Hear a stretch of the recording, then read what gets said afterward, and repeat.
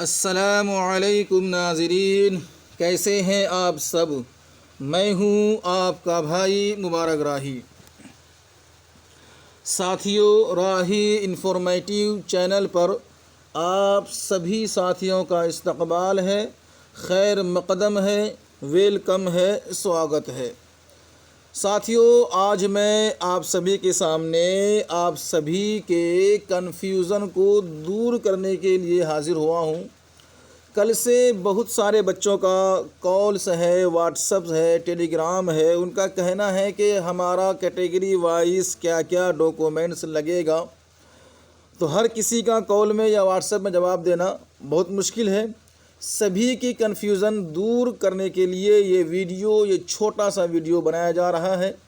इस वीडियो को आप सभी साथी देखेंगे और सभी साथी को शेयर भी करेंगे। समझ में नहीं आया तो बार बार देखेंगे, और अगर समझ गए हैं तो दूसरों को समझाने की कोशिश करेंगे और इसको शेयर करेंगे हर एक साथी के पास, ताकि सटीक जानकारी मिले और फिर अपने किताब की अपनी डॉक्यूमेंट्स की सही तैयारी कर सके और इस मौके को छोड़ ना सके। आइए शुरू करते हैं। सहायक उर्दू अनुवादक का जो काउंसलिंग होने वाला है 26 तारीख से, उसमें डॉक्यूमेंट जो आपके वेरीफाई होंगे, क्या क्या डॉक्यूमेंट लगेगा, उसमें बहुत सारे साथियों का क्वेश्चन है, उनका सटीक उत्तर लेकर के आया हूँ। दूसरी चीज़, जर्नल वाले अक्सर सवाल करते हैं कि मुझसे क्या क्या डॉक्यूमेंट लिया जाएगा। BC MC ABC वालों का भी क्वेश्चन यही रहता है, EVS वालों का भी यही क्वेश्चन रहता है। तो आइए इन्हीं सब चीज़ों के बारे में आज हम बात करेंगे। चलिए शुरू करते हैं साथियों। इसको शेयर ज़रूर कीजिएगा। किसी को कोई क्वेश्चन हो तो क्वेश्चन ज़रूर आप कमेंट के ज़रिए से, व्हाट्सएप के ज़रिए से पूछ सकते हैं। सबसे पहला काम जो आपको करना है, वेबसाइट पे जो ये प्रपत्र नंबर 1 दिया गया है आपको, इसका फ़ौरन आपको प्रिंट आउट निकालना है। और इसका प्रिंट आउट निकालने के बाद इसका जो है कि 3 कापी ज़ेरॉक्स कर लीजिएगा या फिर 3 प्रिंट आउट निकाल लीजिएगा। और इस 3 का, बल्कि आपको 4 निकालना है या 3 से भी काम हो जाएगा। जब 3 आप निकालेंगे तो तीनों को भरिएगा। भरने का तरीका क्या है जो मैंने आपको बता दिया था, ये वही सेम है और इसमें बताने की ज़रूरत नहीं है। इसका दूसरा वीडियो हमने कल बना के दिया है, भरना कैसे है वो आपको बता दिया गया है। और अगर इसको सिंपल वाइज नहीं समझ में आया है तो हमें व्हाट्सअप कीजिएगा या फिर हमसे पूछ लीजिएगा कमेंट के ज़रिए से। इसको मैं कलम से भर कर फिर इसको अपलोड कर दूंगा या इसका वीडियो बना के आपके सामने पेश कर दिया जाएगा। फिलहाल वीडियो लंबी ना हो और आपकी बात समझ में आ जाए, तो मैं इसलिए बता रहा हूँ। इसकी 3 कॉपी, 3 निकालिए। कितना? इसका 3 ज़ेरॉक्स आपको निकालना है या 3 प्रिंट आउट निकालना है।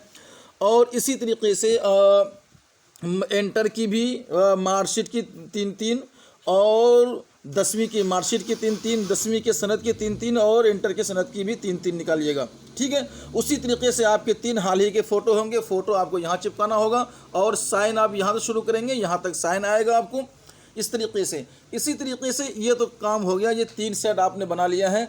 और उनके साथ में इसके करने के बाद जो आप ज़ेरॉक्स लगाएंगे सभी चीज़ों के, वो ज़ेरॉक्स आप सभी के ज़ेरॉक्स लगा के इसके एक एक करके 3 सेट बना लीजिएगा।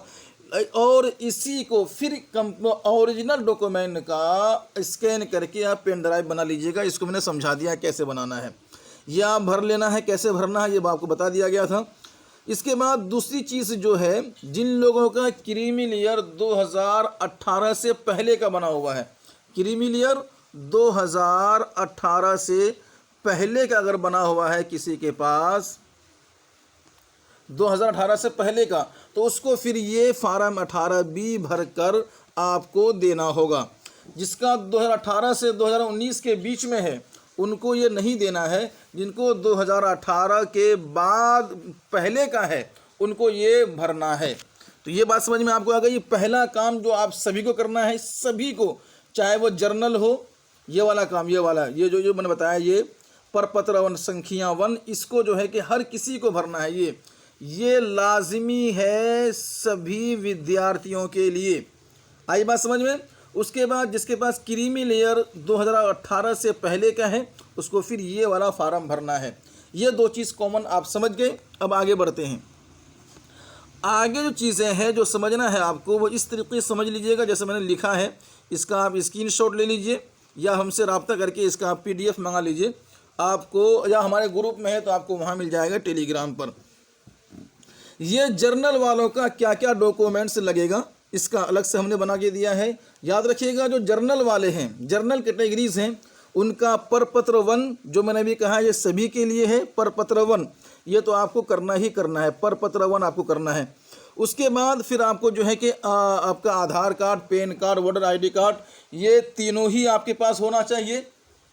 इनमें से कोई एक भी है, आधार कार्ड है, pan card, voter ID card ना है तब भी चल सकता है, लेकिन तीनों आपके पास हो तो अच्छा है, ठीक है। इसी तरीके से PT का आपने एग्ज़ाम दिया है, किसका, PT का और मेंस का, तो दोनों का आपको एडमिट कार्ड होना ज़रूरी है। कितनी चीज़ें आपके पास हो गई, एक परपत्र, दूसरा जो है आपका हो गया आधार कार्ड, और तीसरा जो आपका ये हो गया PT और मेंस का एडमिट कार्ड।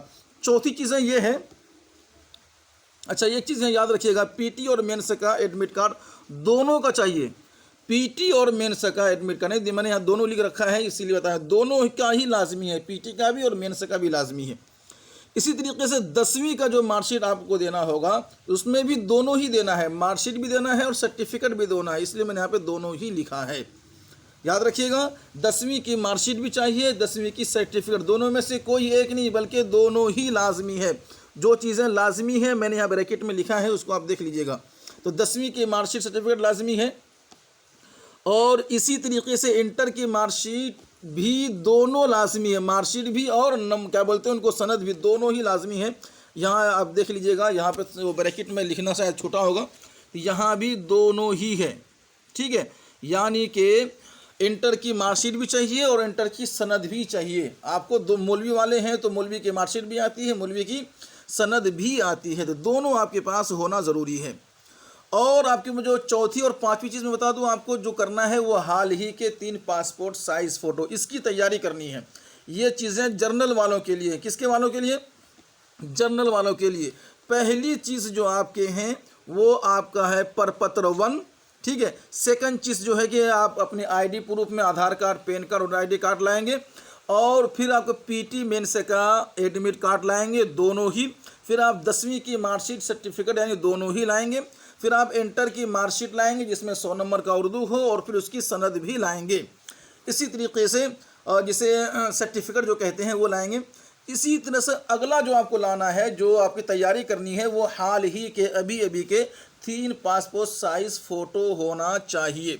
ये है डॉक्यूमेंट जिसकी तैयारी करनी है, ये जर्नल वालों को करनी है। कैसे कैसे करनी है मैंने आपको कल वाली वीडियो में बता दिया है क्या क्या करना है। फिर इंशाल्लाह जब आपको सवाल आएगा तो हम आपको बता देंगे। वही है, आपको 3 सेट बनाना है, वो 3 सेट रखना है आपको हार्ड कॉपी का, और एक सॉफ्ट कॉपी बनाना है स्कैन करके, उसका आपको पेन ड्राइव में रखना है। पेन ड्राइव बिल्कुल न्यू होना चाहिए विदाउट वायरस का, और आपको करके ले जाना है। आगे आप देख लेते हैं डॉक्यूमेंट फॉर BC, MBC और EBC, ठीक है। जो बैकवर्ड क्लास है या मोस्ट बैकवर्ड क्लास है या एक्सट्रीमली बैकवर्ड क्लास है, OBC में जो लोग आते हैं, तो इनके लिए क्या है, एक तो परपत्र 1 जो मैंने पहले कहा अनिवार्य है, वो तो है ही है, परपत्र 1 सभी के लिए है। उसके बाद आधार कार्ड, पैन कार्ड और ID कार्ड, इनमें से कोई एक या तीनों ही रखिए, बेहतर है। और इन तीनों के अंदर एक चीज़ याद रखिए, अगर आपके पास ये तीनों चीज़ें हैं तो तीनों में आपके नाम बराबर होना चाहिए, नाम का स्पेलिंग भी बराबर होना चाहिए, ठीक है। तो इन चीज़ों को थोड़ा गौर कीजिएगा, अगर ध्यान दे दिया जाए तो फिर मसला गड़बड़ हो जाएगा। लेकिन इसलिए कहते हैं कि आधार कार्ड, पैन कार्ड और ID कार्ड में ये तीनों में से जो आपका सटीक हो, आधार कार्ड में बिल्कुल सेम चीज़ें हो तो आधार कार्ड आगे रखिएगा, ये अच्छी बात होगी। और पैन कार्ड भी, वोटर ID कार्ड एक बार गलती नाम स्पेलिंग के साथ हो तो वो चल भी सकता है, क्योंकि उनका इतना रिक्वायरमेंट नहीं रहता जितना आधार कार्ड और पैन कार्ड का रहता है। इसी तरीके से PT और मेंस का एडमिट कार्ड यहाँ भी चाहिए, 10वीं की मार्कशीट, सर्टिफिकेट यहाँ भी चाहिए, इंटर की मार्कशीट और सर्टिफिकेट यहाँ भी चाहिए, और हाल ही के 3 पासपोर्ट साइज़ फ़ोटो यहाँ भी चाहिए, backward class, most backward class और एक्सट्रीमली बैकवर्ड क्लास वालों के लिए।